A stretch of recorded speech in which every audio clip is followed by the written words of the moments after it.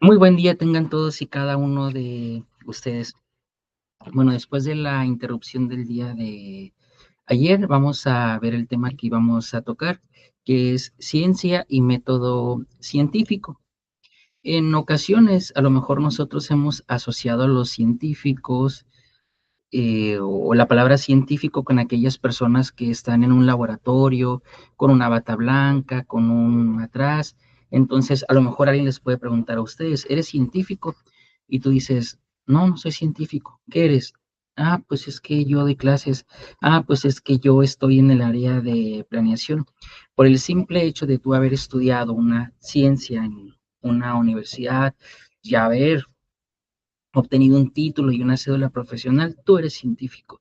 Todos hacemos ciencia de una manera distinta. Algunos enseñamos a aplicar la ciencia, otros generamos conocimientos nuevos desde la ciencia, aplicamos los conocimientos que la ciencia está generando, pero sí es importante que desde el día de hoy todos tengamos claro que somos científicos. Utilizamos el método científico para que podamos de esta manera pues dar solución a los diferentes problemas que se presentan en nuestra sociedad.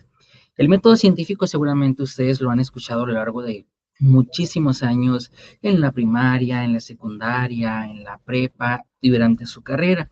Y yo creo, me atrevería a hablar por todos, que tenemos una noción general o clara de lo que es el método científico.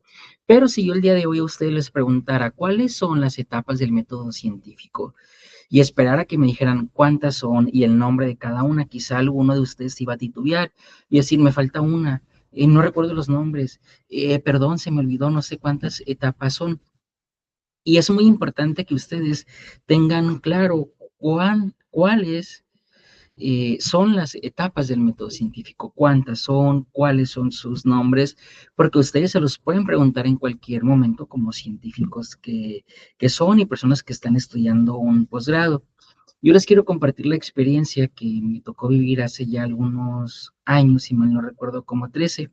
Estaba un amigo defendiendo su tesis de maestría y él es brillantísimo, es una persona sumamente inteligente, las personas más inteligentes que yo he conocido.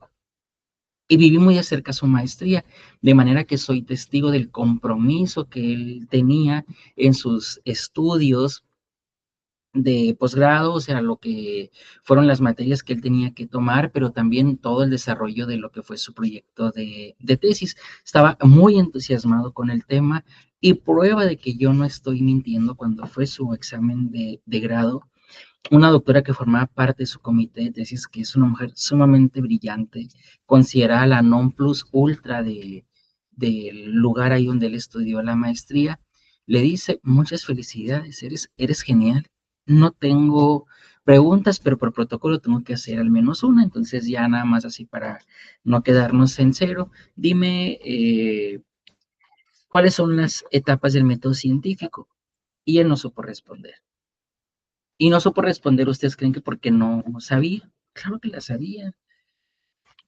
Hizo ciencia todos los años de su posgrado, hizo ciencia durante su carrera, andó involucrado siempre en N cantidad de proyectos, le ganaron los nervios, se bloqueó. Entonces ella le dijo, sin palabras, su maestría, una maestría en ciencias, sin palabras, le dijo, imagínate que tú estás aquí parado el día de hoy para que te demos un título de maestro en ciencias, pero no sabes cuál es el método científico. Inadmisible. Ya le hicieron otras preguntas, pues, ya no tengo más preguntas, le dijo, porque esto es un atropello, es una burla lo que yo acabo de presenciar, le dijo. Pues ya los otros miembros de su comité le hacen las preguntas, él responde, y al final es aprobado por mayoría. Ustedes saben que en un examen profesional, pues te pueden aprobar de manera unánime cuando los 3 miembros, los 4, los 5 miembros del comité están a favor de que a ti se te otorgue el título, pero te pueden aprobar por mayoría cuando hay una persona, pues, que no está de acuerdo. Y él iba a entrar al doctorado después de eso. Ya tenía todo listo y no entró porque fue un golpe como muy fuerte a su ego el saber que había sido aprobado por mayoría eh, la parte esta del ego de que él había invitado a muchas personas a su examen, estaba llena ahí la sala, entonces públicamente quedar evidenciado para él fue muy difícil. Que eso lo hace peor profesionista, ¿no? Que yo pienso que ahora es menos inteligente, ¿no? Los nervios nos ganan y yo creo que en muchas ocasiones, algunos de aquí nos ha pasado que los nervios nos bloquean y de repente no sabemos qué responder o decimos no sé, pero no es que no sepamos. O simplemente en nuestra vida cotidiana, cuántas veces pensamos, cuando tuvimos una conversación con alguien, debí haberle dicho esto. Ay, no, ¿por qué conté esto? Me lo debí haber guardado. Eso quizá me puede generar un problema, pero no es porque no seamos brillantes, o sea, no es porque intelectualmente seamos torpes, es que a veces las situaciones pues nos llevan, ¿verdad? A eso. Pero de entrada ahorita pues es muy importante que ustedes den un repaso a lo que es el método científico, lo tengan ahí muy presente y sepan responder en todo momento. ¿Qué entendemos por ciencia? ¿Cómo se define la ciencia? Bueno, pues es el conjunto de conocimientos verificables, sistemáticamente organizados y metodológicamente obtenidos relativos a un determinado objeto de estudio o rama del saber. Esos conocimientos pueden ser comprobados, llevan un orden lógico y se relacionan entre sí, y son producto de la aplicación de un conjunto sistemático de pasos. ¿Y cuál es ese conjunto sistemático de pasos? Pues el método científico. Ahora, ¿cómo vamos a definir el método científico? Consiste en una serie de conceptos, doctrinas y procedimientos que se aplican en la investigación con el objeto de obtener información confiable, imparcial y relevante. Y esas tres características son fundamentales. Entonces, cuando hablamos de información confiable, ¿y como por qué tendrían que especificarnos que es información confiable? ¿O acaso es que cuando nosotros estamos haciendo ciencia, cuando estamos en proyectos de investigación, podríamos manejar información que no sea confiable? Eso se refiere a que los resultados deben ser reproducibles y exactos. Fíjense bien, reproducibles. Eso quiere decir que cuando ustedes hagan su proyecto de tesis, pues habrán de documentar todo el proceso que siguieron en el apartado de metodología con suficiente detalle. ¿Para qué? Para que si hay una persona en Ciudad de México, en Europa, no sé, en Australia, en algún país de Asia, que quiera hacer ese mismo trabajo para analizar su población, sea capaz de revisar su metodología y sin necesidad de contactarlos a ustedes y sin necesidad de leer algo más, reproducir su trabajo. Y si no es capaz de reproducir, es que entonces ustedes no detallaron suficientemente la información. Y además, o sea, si él sigue el mismo procedimiento, él tendría que llegar a un resultado similar al de nosotros. Eso significa que si está siguiendo una metodología y no llega al mismo resultado, entonces quiere decir que, a ver, no quiere decir que si aquí en el sur de Sonora, por ejemplo, el 60% tiene un nivel alto de ansiedad o al 40% le hace falta alfabetización tecnológica, pues que en Australia tenga que ser igual. No, las condiciones son distintas, pero a lo que nos referimos es que si yo estoy siguiendo una metodología, pues yo tendría que llegar a un resultado. Eso quiere decir que yo no tendría por qué quedarme trabado en la metodología.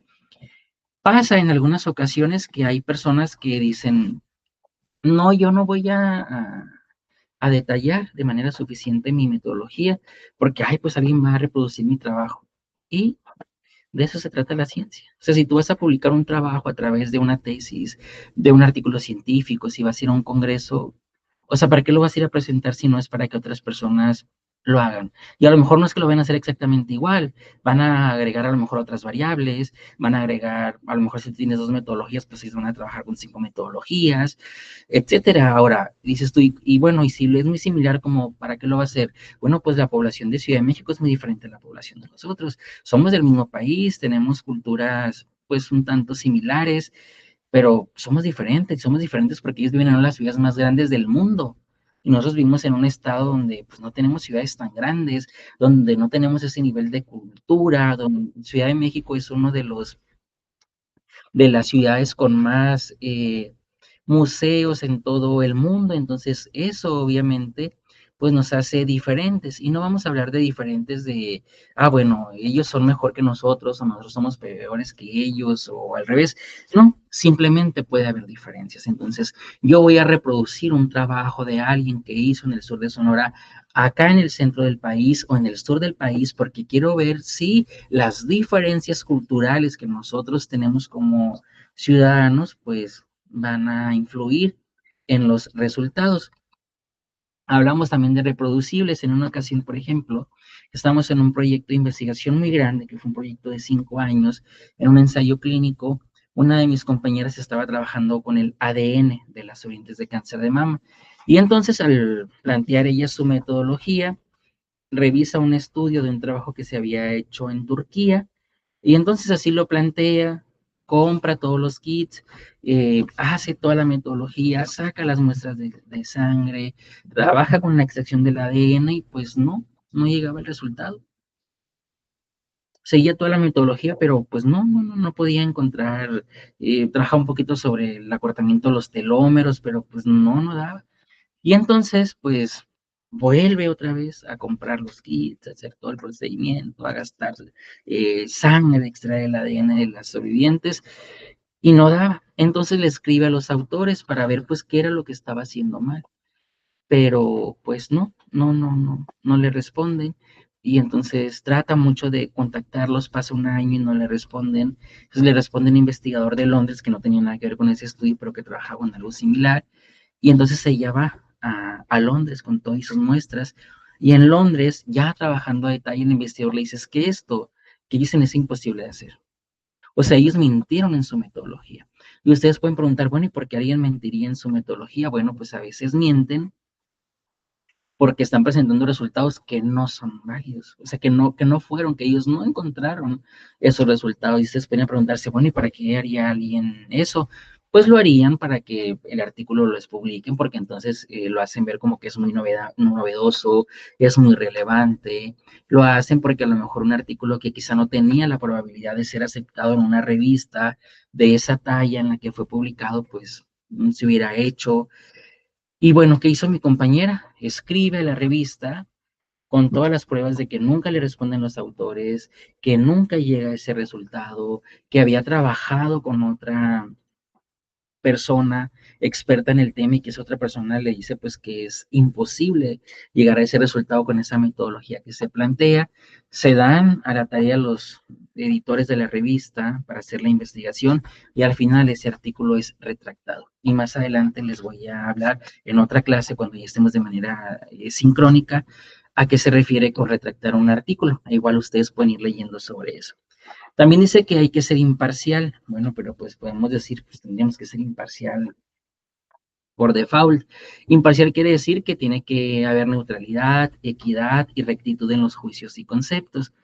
¿Cuándo podríamos no ser imparciales, por ejemplo? Hay muchas situaciones, pero les voy a poner un ejemplo.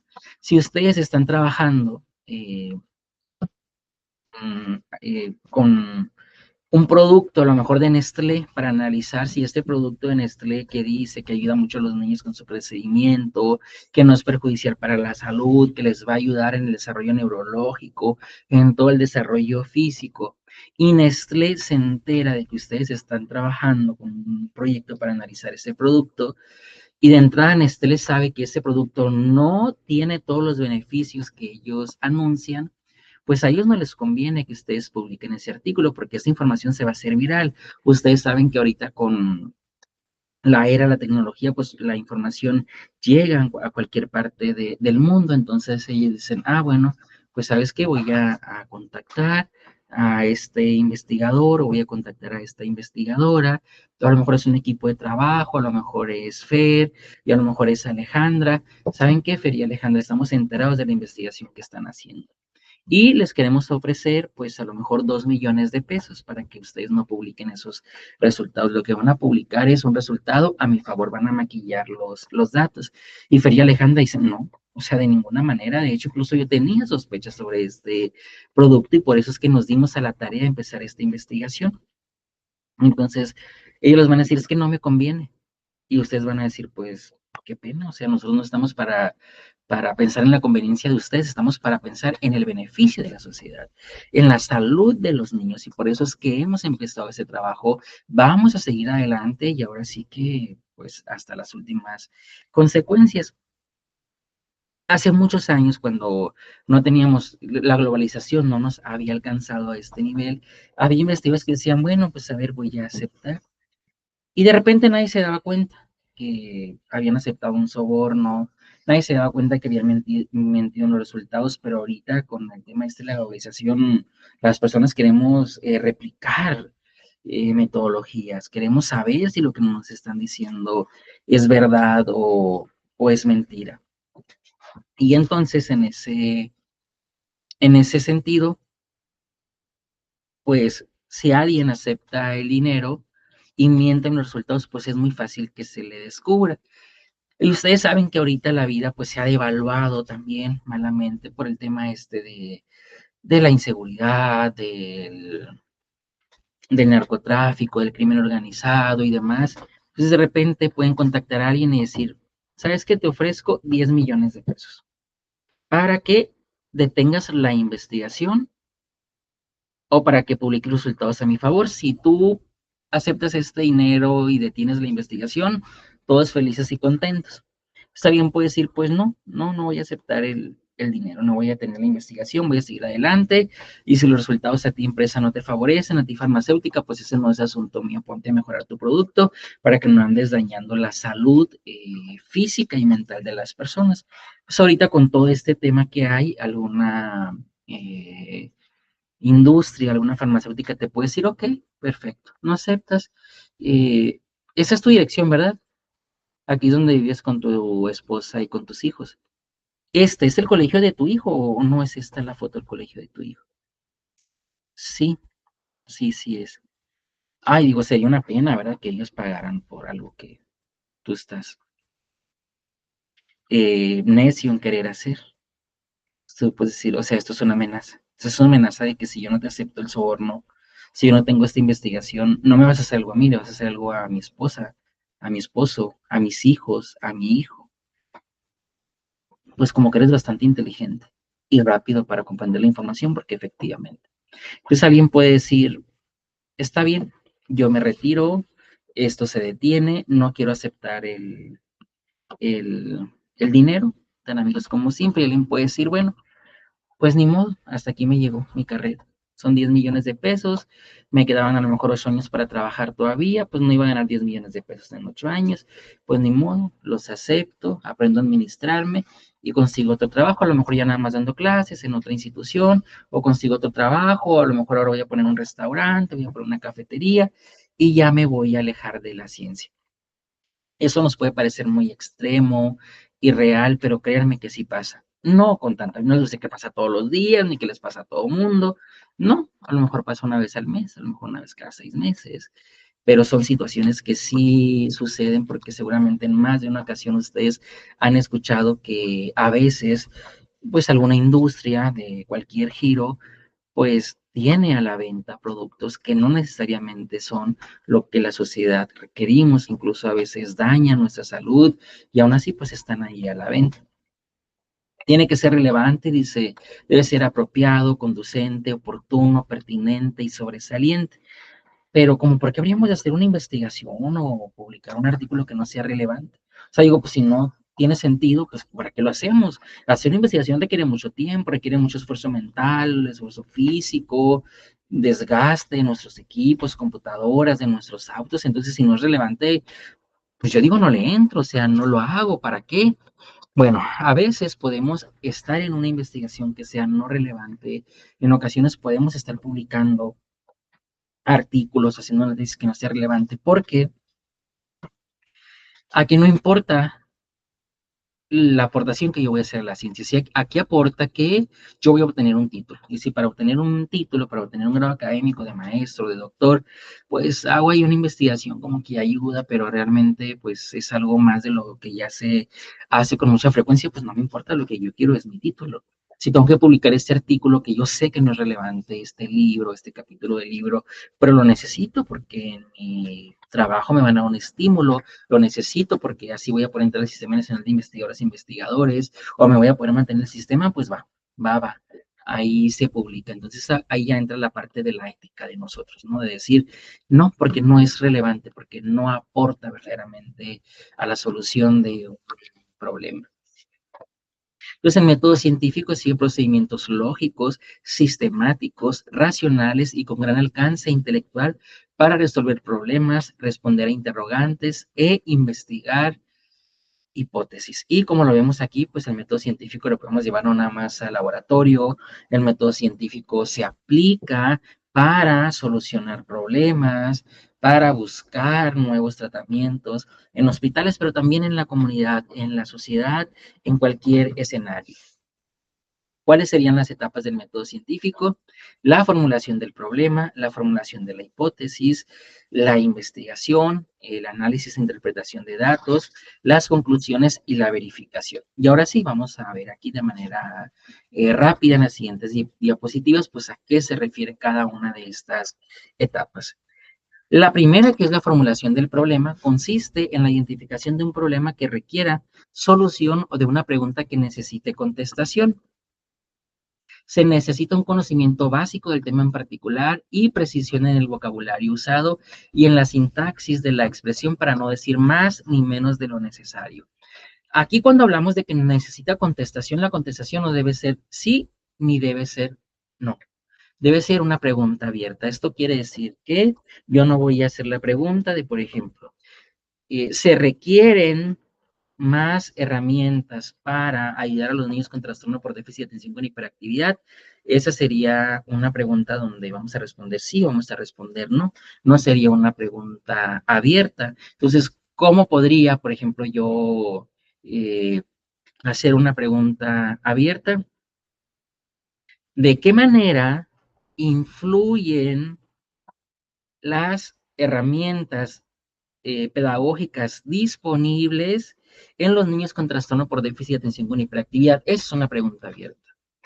O sea, ahí no estoy contestando con un sí o con un no. Mi respuesta va a ser amplia. ¿Por qué? Porque voy a decir cómo influye a lo mejor para que no deserten, cómo influye para que no haya discriminación, cómo influye para que los niños se sientan más motivados en su formación académica, etcétera, etcétera. Entonces, pues como vemos aquí, para saber cómo voy a plantear la pregunta, debo haber leído más sobre el tema. Debo ser muy preciso en el vocabulario que yo voy a utilizar y en la sintaxis. Entonces, ahorita cuando ustedes hagan un resumen de este tema, les voy a pedir que al final de ese resumen, por favor, me planteen su pregunta de investigación. Recuerden, no debe ser una pregunta que se responda con un sí o con un no. Eso quiere decir que yo no voy a plantear la pregunta diciendo, la calidad de vida en una institución de Ciudad Obregón es buena, pues no. ¿Por qué? Porque voy a responder con un sí o con un no. Entonces, al final del resumen de esto, me van a plantear, por favor, su pregunta de investigación. Debemos evitar las repeticiones o confusiones y cualquier proyecto de investigación debe contener un apartado sobre formulación de problema para que los lectores de trabajos de investigación, de tesis, de proyectos, etcétera, conozcan la razón por la que se hizo el estudio. ¿Y cómo planteo mi problema de investigación? Pues después de tener mi pregunta de investigación. Por eso es que ahorita vamos a plantear nuestra pregunta de investigación. Luego sigue la formulación de la hipótesis, que la formulación de la hipótesis es la proposición, de una solución al problema. Es una conjetura o una posibilidad basada en datos confiables aprobados, reconocidos y publicados, de preferencia en revistas de prestigio o en libros acreditados. Debe estar expresada de manera que en forma tácita o explícita se pueda aceptar o rechazar y suele ser más fácil de expresar que el problema mismo.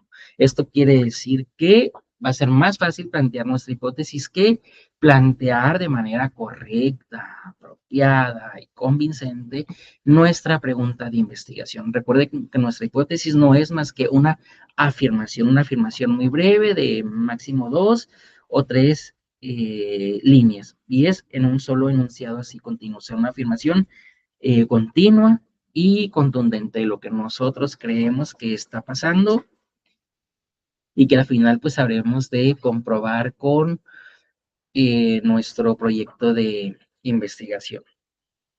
En muchas ocasiones se ha pensado que nosotros sí o sí tenemos que aceptar la hipótesis de nuestro trabajo, la hipótesis que nosotros nos hemos planteado, y que si nosotros no aceptamos nuestra hipótesis, entonces somos malos investigadores, nuestro trabajo no valió la pena, nuestro esfuerzo físico, económico, la inversión en recursos humanos, pues no tuvo sentido.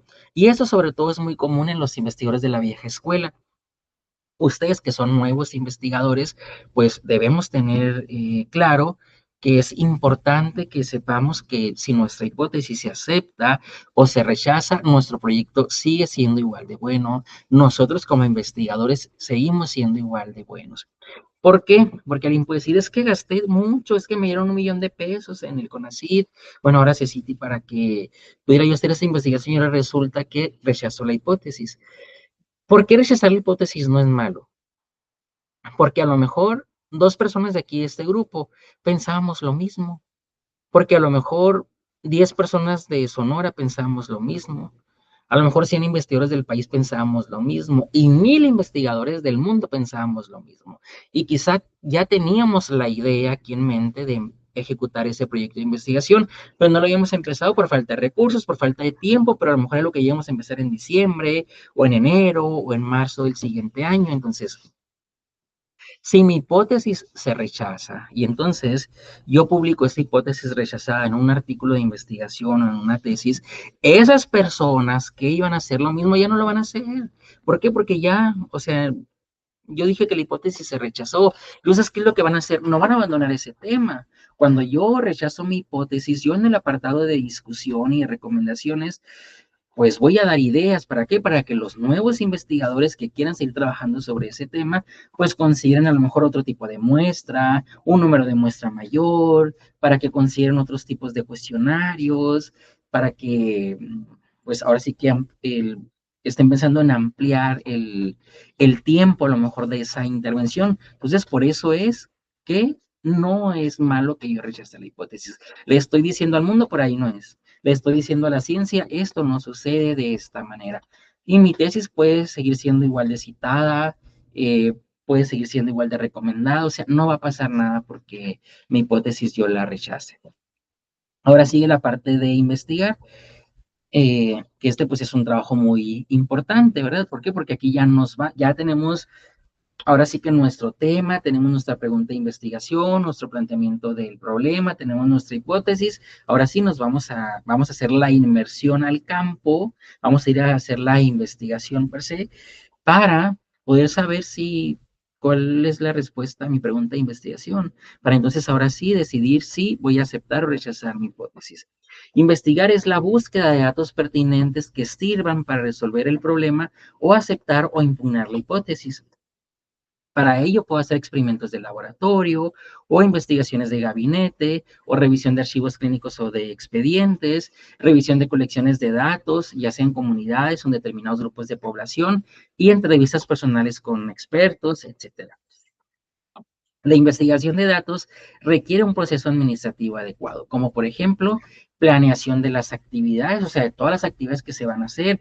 A veces podemos tener ideas muy buenas de proyectos de investigación que son geniales, que verdaderamente aportan una solución importante a un problema, que van a tener mucho beneficio a la sociedad. Pero si nosotros no planeamos esas actividades, no vamos a poder saber si es viable que yo lo haga, porque a lo mejor yo voy a hacer un proyecto financiado, pero tengo un año nada más para hacerlo y para entregar resultados. Entonces, si al planear las actividades me doy cuenta que para eso requiero 2 años, pues no, o sea, no lo voy a hacer. ¿Por qué? Porque voy a quedar mal. Van a pedir al final que regrese el dinero. Voy a tener ahí una X enorme en mi expediente. Por eso es importante que no nos vayamos con la idea de sí, sí quiero, y sí lo voy a hacer. A lo mejor alguno de ustedes aquí es muy positivo y dice, todo se puede, todo es posible. A lo mejor alguien aquí es de retos y no lo dudo, porque para estar el día de hoy aquí en esta maestría es porque les gustan los retos, porque les gusta superarse, porque tienen un plan de vida, un plan profesional, pero Hay retos que nosotros no podemos lograr, aún así tengamos toda la positividad del mundo, toda la buena energía, la buena vibra, como dicen ahora los jóvenes, porque por tiempo simplemente no es posible. La organización de los recursos de que se dispone podrían adquirirse. A lo mejor yo digo, bueno, yo por ejemplo ahorita tengo un proyecto financiado por CONACYT desde hace 2 años, en el que obtuve ahí algunos millones de pesos, entonces yo puedo decir, ok, necesito 100,000 pesos para la gasolina. Sí, pero nada más porque se me ocurrió, porque fue un número, pero resulta que necesito 250,000. Lo que pasa es que yo no hice bien los cálculos. Lo que pasa es que yo no consideré que cada año la gasolina aumenta. Entonces, yo le dije al CONACYT 100,000 pesos para gasolina. ¿Para qué? Para atender a 120 familias que son las que estamos atendiendo ahorita. Pero después, ay, no, es que me faltaron 150,000. ¿Sabes qué? Con así, te dije 120 familias, pero nada más voy a atender a 40. Bueno, porque es que para atender a las 120 necesito 250,000 y con así me va a decir, con la pena, Víctor. Si usted no hizo una buena prevención de los recursos, doctor, ese no es problema mío. Usted me dijo que necesitaba 100,000 pesos para atender a 120 familias. Yo le di en la partida de gasolina 100,000 pesos y usted me atiende a las 120, pero es que ¿dónde lo voy a hacer? Ese no es problema mío. Usted sabrá si vende su casa, si empeña su carro, si pide prestado, si pone al tope sus tarjetas de crédito. Ese no es problema mío. Ese es un problema de usted y es un problema que usted va a resolver. No lo voy a resolver yo. Entonces tenemos diferentes partidas. Yo tengo una partida para gasolina, pero tengo otra partida para casetas de peaje, para comidas, otras partidas para reactivos, otras partidas para manómetros, etcétera. Entonces yo no puedo decir, ok, ¿sabes qué? Pues no voy a comprar manómetros, ya tengo ahí, o que alguien me preste, o lo que sea. Este dinero lo agarro y lo pongo en gasolina. No, no se puede. Yo tengo partidas y esas partidas las tengo que respetar, así como se planearon desde el inicio. Por eso es importante la planeación. La dirección del personal que efectúe las actividades, evaluación del logro de las metas y objetivos que se formularon en la planificación de los diversos pasos de la investigación. Ahorita, por ejemplo, el 30 de noviembre yo entrego informe porque se entrega cada año, entonces yo ya la semana pasada lo hago seguido, lo hago cada mes y medio, cada 2 meses me voy. A ver, no se me vaya a pasar alguno de los pendientes aquí que tenía que hacer y ya me voy y lo reviso. Ah, bueno, vamos bien. ¿Por qué? Porque al final yo tengo que entregar todo lo que dije que yo iba a entregar. Y si no lo entrego, pues entonces me van a pedir que regrese todo el dinero. Imagínense, ya llevo gastado ahorita el 80%, ¿de dónde agarro millones de pesos para poder regresar? Ni vendiendo mi casa, y mi carro y más. Entonces la planeación pues es muy importante cuando nosotros somos investigadores. Pasamos ahora a la cuarta etapa, que es análisis e interpretación de datos. Para cuando el investigador llegue a esta fase ya tendrá el suficiente conocimiento para discernir lo más relevante del estudio. Los cálculos estadísticos que iban a conocer el significado real de los datos obtenidos. Es decir, aquí la parte estadística juega un papel fundamental. Seguramente ustedes conocen a algunos investigadores, ya han escuchado y saben que los investigadores tenemos que trabajar en equipo. Imagínense, yo cómo atendería 120 familias en 2 estados, en Sonora y en Baja California. Pues yo solo no podría, a menos de que no diera clases, de que no atendiera mi responsabilidad de coordinador del servicio, de que no publicara, pues ahí sí, si me dedicara de lunes a domingo a estar atendiendo solamente a las familias, pues podría, pero afortunadamente o desafortunadamente yo tengo otros compromisos que no me permiten. Entonces yo hice un equipo de 4 personas y pues los 4 nos dividimos el trabajo. Para hacer investigación, pues tenemos que tener mucho dominio sobre la parte estadística, sobre la moda, la mediana, la desviación estándar, pero también sobre otras pruebas más complejas, como pruebas de comparación, de student, de pareada, para hacer análisis de regresión, una ANOVA, que son análisis ya muy complejos, hacer análisis para calcular el tamaño de muestra, y alguien puede decir, yo soy pésimo para la estadística, o sea, definitivamente a mí no se me da, entonces eso quiere decir que no voy a ser investigador. No, tú puedes ser investigador. Recuerda que hay un equipo de trabajo y ese equipo de trabajo, la idea es que no nada más estén ahí como prestanombres, que no estén nada más ahí como para llenar un espacio. No, a ver, yo te invito a formar parte de mi equipo de trabajo porque yo no soy bueno en la investigación, pero tú, Roberto, eres excelentísimo en la parte estadística, entonces tu trabajo va a ser lo estadístico, ayudarme como a hacer el plan de lo estadístico en la metodología, pero una vez que ya tengamos los datos, me vas a ayudar a analizar e interpretar los resultados. No todos somos buenos en la estadística y no todos llegamos a este mundo y a este otro submundo ciencia, siendo buenos en la estadística, pero podemos aprender, ok, Roberto, yo no sé, pero enséñame. O sea, yo quiero estar ahí cuando tú me hagas el plan estadístico para que me digas por qué por qué no aquello, por qué acá. Entonces, a la primera no voy a entender, a lo mejor en el segundo proyecto te voy a pedir ayuda, pero en el tercer proyecto ya voy a entender perfectamente lo que estás diciendo. Y a lo mejor para el cuarto proyecto yo ya te voy a proponer el plan. Y ya tú me vas a decir, ok, vamos a hacer estas correcciones por esto.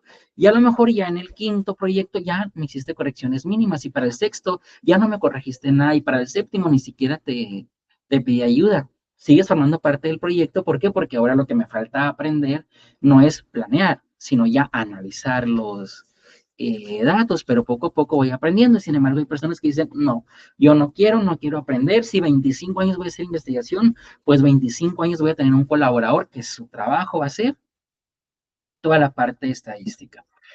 La estadística permite la investigación cuantitativa al medir los grados de confiabilidad, las probabilidades de que un fenómeno sea significativo. ¿Para qué? Pues para poder decir, ok, mi intervención sirvió porque aquí tenemos una T de estudio, una T pareada, donde podemos ver que el valor de P es menor a 0.05 y por lo tanto, pues mi hipótesis en esta ocasión pues se va a aceptar.